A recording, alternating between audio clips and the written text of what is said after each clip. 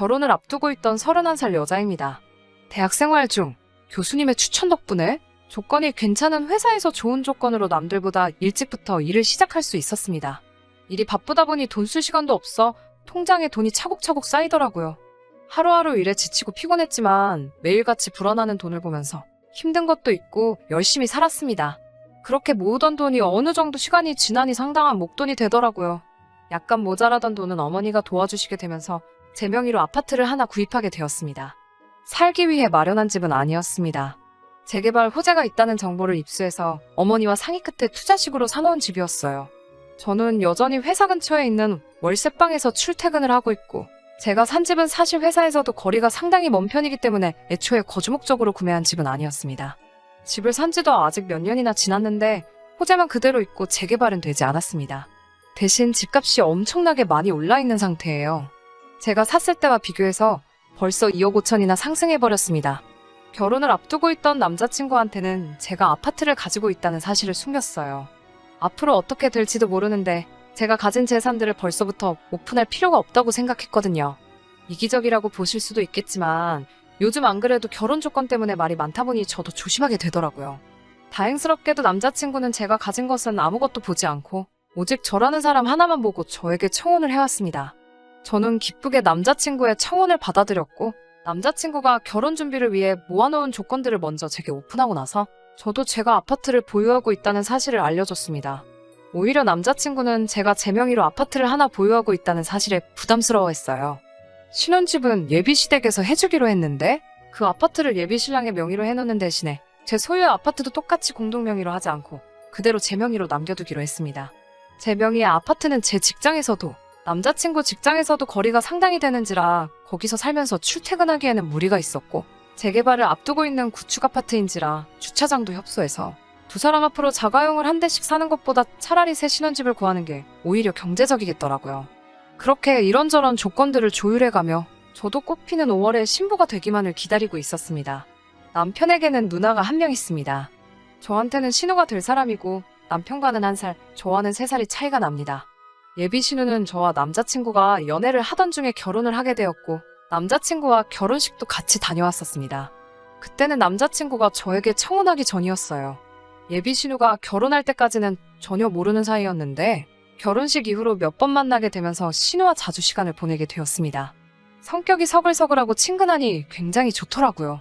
제가 외동으로 자라서 그런지 언니가 있으면 참 좋았겠다는 생각이 들었는데 시언니이기는 하지만 성격이 잘 맞으니 정말 언니가 새로 하나 생긴 것 같았습니다.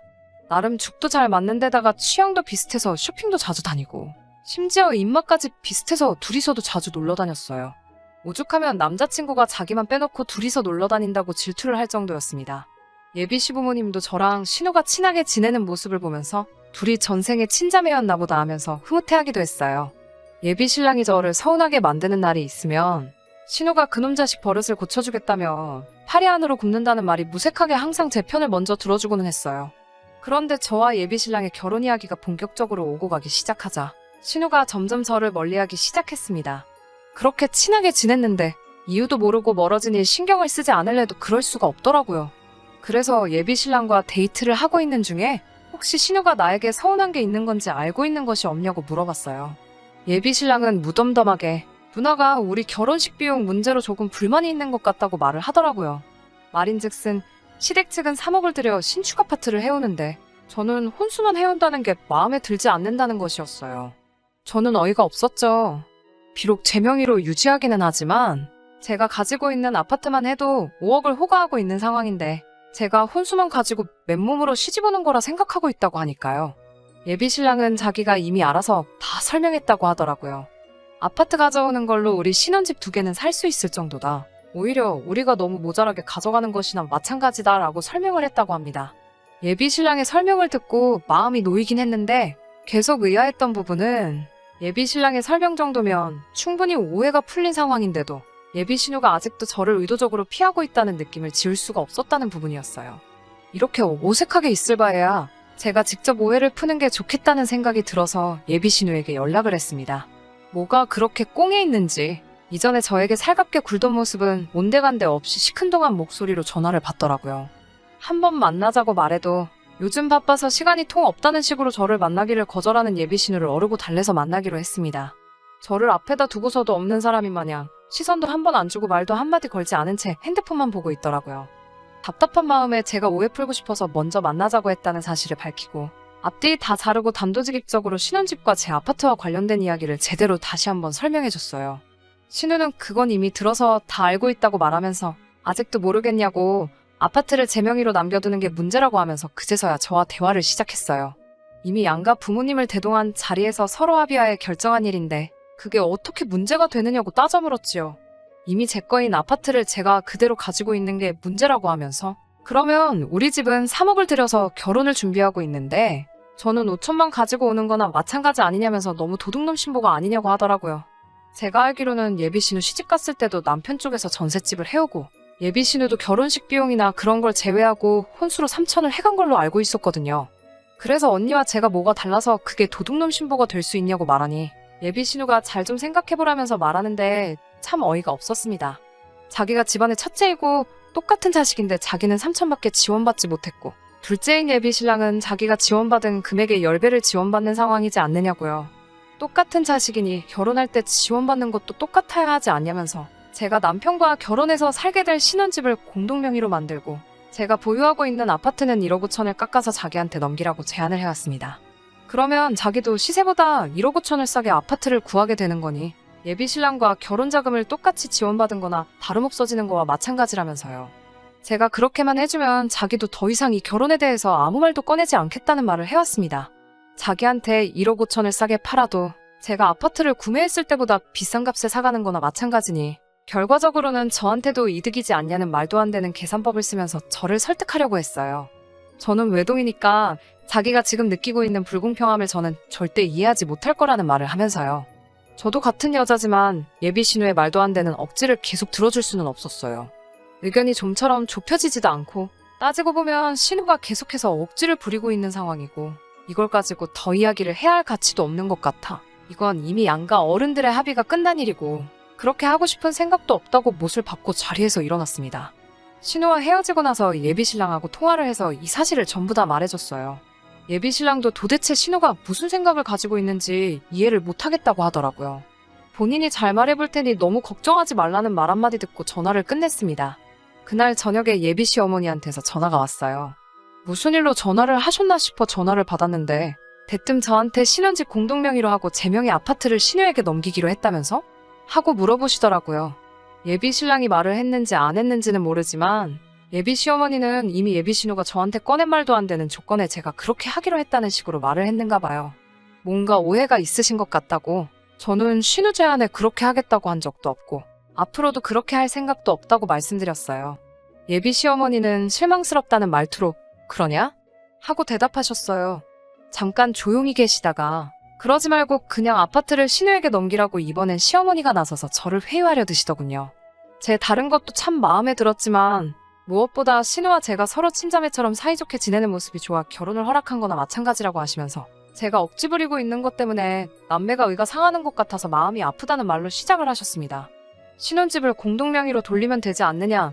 그렇게 되면 너도 따지고 보면 손해보는 거 하나도 없는 거고 요즘 경기에 집도 잘 안 나가는데 산다는 사람 있을 때 후딱 넘겨버리는 게 돈 버는 거다.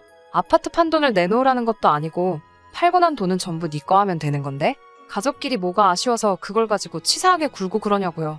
집값 오른 것만 따지면 결과적으로 제가 돈 번 거나 마찬가지라는 똑같은 소리를 하고 있더군요. 아는 사람끼리 원래 돕고 사는 거라고 지금이야 돈 얼마 손해보는 것 같아 아까운 마음이 들기도 하겠지만 그 복이 다 나중에 저한테 들어올 거고 어차피 결혼해도 거기에 살지도 않을 건데 뭐하러 요즘 같은 시대에 집을 두 채나 가지고 있느냐. 자꾸 욕심부려봐야 좋을 거 하나도 없다. 뭐 이런 식으로요. 제가 아파트를 살 때 저희 집에서 일부 도와준 부분이 있기는 하지만 이미 예비 신랑을 만나기 전부터 제 소유였던 아파트이기도 했고 아직 재개발도 시작되지 않아 아직도 투자 가치가 충분히 있는 아파트인데 신우에게는 물론 그 누구에게도 헐값에 넘길 생각도 없고 꼭 그래야만 한다면 그냥 이 결혼은 없던 걸로 하겠습니다. 죄송합니다. 하고 전화를 끊었어요. 답답해서 창문에다 대고 소리라도 지르고 싶은 심정인데 한술 더 떠서 예비 신랑에게 조금 섭섭하다는 문자를 받았습니다. 대체 뭐가 그렇게 섭섭하길래 나한테 그러는 거냐 하고 전화를 걸었어요. 예비 신랑은 누나도 어머니도 저를 다 이미 한 가족이라고 생각해서 그러는 건데 어떻게 단호하게 그럴 수 있느냐. 자기와 좀 더 상의하고 정해도 늦은 게 아니지 않았느냐고요. 믿었던 예비신랑까지 저러고 있으니 정말 업장이 무너지더라고요. 어머니도 저를 너무 계산적인 사람이라고 하고 신우까지 가세해서 그런 사람인 줄 몰랐는데 완전 사람 잘못 봤다고 하고 있으니 자기가 나서서 해결하려고 해도 어쩔 도리가 없다고 합니다. 그래서 저도 열이 받아서 예비신랑에게 그냥 결혼하지 말자고 했어요. 결혼했다가는 나를 완전 봉으로 보는 시가족들 등살에 제 성격까지 버릴 것 같아 더는 못하겠다고 말했습니다. 아직 저희 부모님께는 말씀드리지 않았는데 제 아파트를 예비시댁에서 포기한다고 하더라도 저는 더 이상 결혼하고 싶은 마음은 없습니다. 저는 이미 마음 굳혔거든요. 예비 시부모님부터 신우의 남자친구까지 며칠째 계속 저한테 전화를 하고 있는데 한 통도 받지 않았습니다. 그 아파트 제 명의로 평생 가지고 있을 생각도 없습니다. 남편 될 사람한테 저도 확신이 섰을 때 그때 가서 공동명의로 바꾸던지 처분해서 공동의 재산으로 만들던지 할 생각이었어요. 그 부분은 이미 예비신랑 쪽에서 신혼집을 해오고 각자의 명의로 하자고 할 때도 확실히 밝힌 부분이고요. 제가 예비신랑 가족들 말 맞다나 계산적이고 나쁜 사람인 건가요? 집 하나 가지고 있는 게 유세라고 의수됐던 걸까요? 아파트를 사지 않고 그걸 그냥 현금으로 가지고 있었다면 이런 일이 일어나지도 않았던 걸지 아파트를 가지고 있던 사실이 원망스럽기도 하고 한편으로는 그래도 짧은 기간 동안 저를 친자매처럼 대해줬던 신우가 이 결혼을 파토나게 해줬으니 신우에게 감사해야 할 일인 건지 도무지 갈피가 잡히지를 않네요. 제 사연은 여기서 그만 끝내도록 하겠습니다. 목에 칼이 들어와도 파혼할 생각이니 그 부분에서는 걱정해주지 않으셔도 될 것 같아요. 아직도 제가 욕심부려 잘못한 건지 잘한 건지 도무지 모르겠어서 답답한 마음에 사연 보내보았습니다.